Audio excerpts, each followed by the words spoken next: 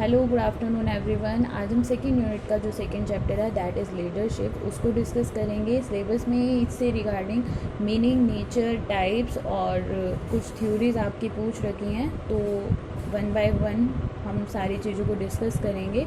सबसे पहले आज हम उठा रहे हैं meaning and nature of leadership को। देखिए, नेतृत्व क्या होता है। नेतृत्व आपका एक ऐसा प्रोसेस है, ये एक ऐसी प्रक्रिया है जो ह्यूमन बीइंग्स के अंदर और एनिमल्स के अंदर देखने को मिलती है, दोनों के अंदर ये देखने को मिलती है।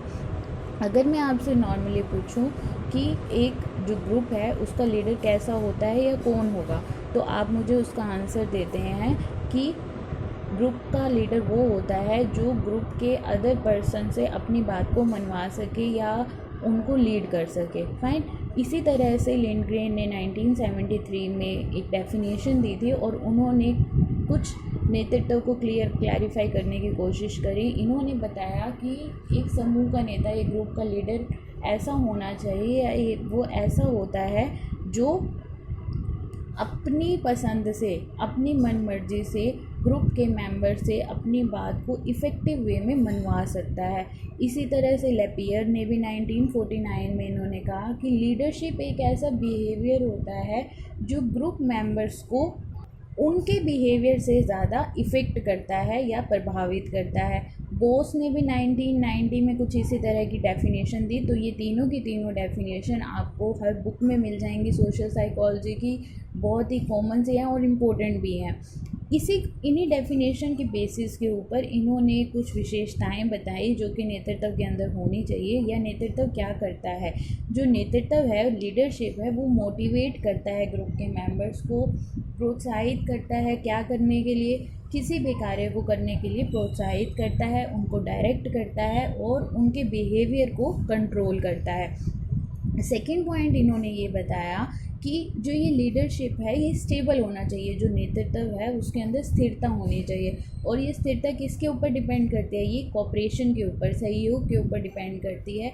किसके बीच के सहयोग के ऊपर? ग्रुप मेंबर्स का आपस में एक दूसरे के साथ व्यवहार कैसा है, क्या वो एक दूसरे की समस्या का समाधान करने की कोशिश करते हैं, एक दूसरे के लिए हेल्पिंग नेचर रखते हैं। इस कॉपरेशन के ऊपर बेस्ड होता है लीडरशिप। नेक्स्ट अब इन्होंने बताया कि लीडरशिप के अंदर बेसिकली दो एस्पेक्ट्स होते हैं, दो पहलू होते हैं। इसके अंदर एक लीडर होता है और उसके मेंबर्स होते हैं। जो लीडर होता है वो अपने मेंबर्स को लीड करता है, आगे बढ़ाता है किसी भी कार्य को करने के लिए। नेक्स्ट अब इसके अंदर जो इन्होंने वेरी इंपॉर्टेंट पॉइंट बताया है, इसमें जो ग्रुप का हर मेंबर है वो लीडर की बात को मानता है, उसके ऑर्डर को फॉलो करता है। इसके अलावा जो लीडरशिप होता है, जो नेतृत्व होता है, उसके अंदर कुछ सामान्य गुण भी हमें देखने को मिलते हैं। यहाँ पे आपको ये मीनिंग और नेचर में डिस्कस करने पड़ेंगे, वरना ये आपका एक पूरा क्वेश्चन प्रिपेयर नहीं होगा। तो ये कुछ पॉइंट्स हैं, इसको आप रफली भी नोट डाउन कर सकते हैं। देखिए, ऑलपोर्ट ने ये जो गुण बताए थे, ये जो ट्रेड बताए, इन्होंने कहा कि जो नेता होता है उसके अंदर 18 टाइप के ट्रेड्स होने चाहिए। इसी को थोड़ा सा कंबाइन कर दिया ट्रेड ने, और उन्होंने 10 तरह के ट्रेड्स बताए। तो हम यहाँ पे कुछ मेन ट्रेड्स के बारे में बात करेंगे। सबसे पहले उन्होंने बताया फिज़िकल एट्रीब्यूट्स या फिज़िकल अपीयरेंस के बारे में। अगर मैं यहाँ पे बात करूँ, या हिंदी में इसको शारीरिक गुण बोलेंगे, क्या फिज़िकल अपीयरेंस किसी भी लीडर को इफ़ेक्ट करती है? क्या आप मान लीजिए कि आपके ग्रुप में जो लीडर आपने बनाना है, क्या आप उसकी फ़िज़िकल अपीयरेंस को देखेंगे? देखिए, हम बहुत सारी जगह पे, तो मैं नहीं कह सकती कि हम बहुत सारी जगह पे इन चीज़ों को नोटिस करते हैं, लेकिन कुछ स्पेसिफिक ग्रुप्स होते हैं जहाँ पर हम इन चीज़ों के ऊपर फोकस करते हैं। फॉर एग्ज़ाम्पल, अगर मैं बात करूँ स्पोर्ट्स के अंदर जब आप देखेंगे, आपको एक ग्रुप बनाना है, तो आपने जो स्पोर्ट प्लेयर होते हैं, ये देखा जाता है कि उनकी हाइट अच्छी होनी चाहिए, फिज़िकली फ़िट होने चाहिए।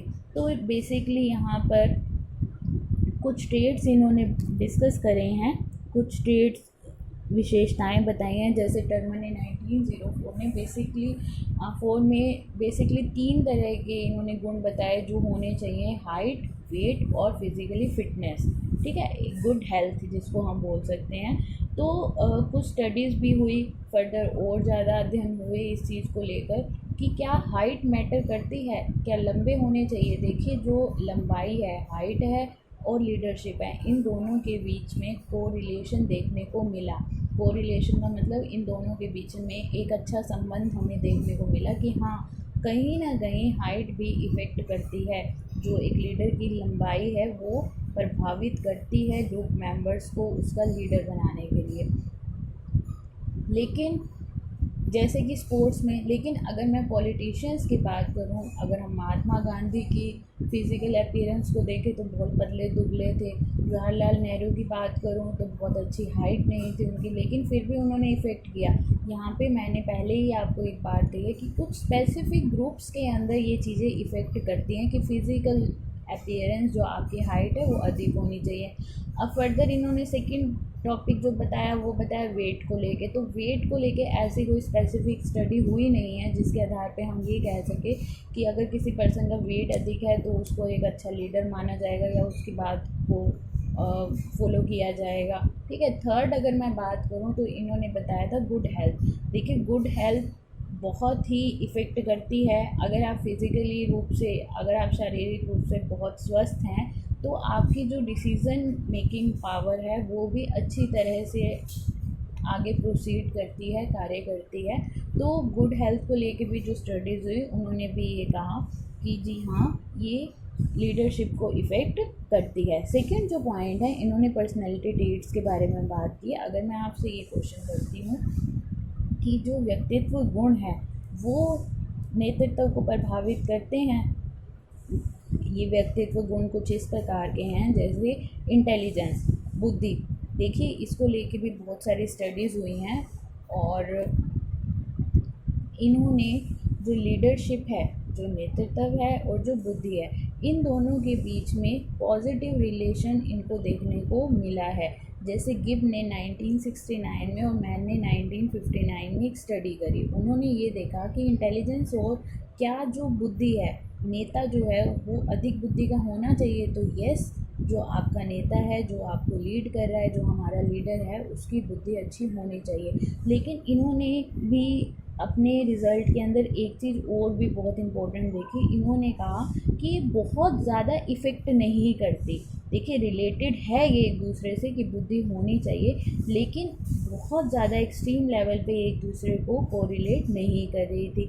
इसी तरह से सेल्फ कॉन्फिडेंस को लेके, आत्मविश्वास को लेके कुछ स्टडीज़ हुई। आत्मविश्वास होना चाहिए। जो एक ग्रुप का नेता है, अगर उसके अंदर सेल्फ कॉन्फिडेंस है, अपनी बात को अगर वो खुल के किसी के सामने रख पा रहा है, तो इन दोनों का भी कॉन्फिडेंस, सेल्फ कॉन्फिडेंस और लीडरशिप, इन दोनों का भी हमें पॉजिटिव कोरिलेशन देखने को मिला। स्टॉकबिल ने 1948 में अपनी जो स्टडीज़ करी, उन स्टडीज़ के बेस के ऊपर हमने ये यहाँ पे लिखना है कि यस, ये इफ़ेक्ट करती हैं। फाइन। तो इसी तरह से आपके और भी बहुत सारे पॉइंट्स हैं और इन पॉइंट्स को हम कल की क्लास में डिस्कस करेंगे।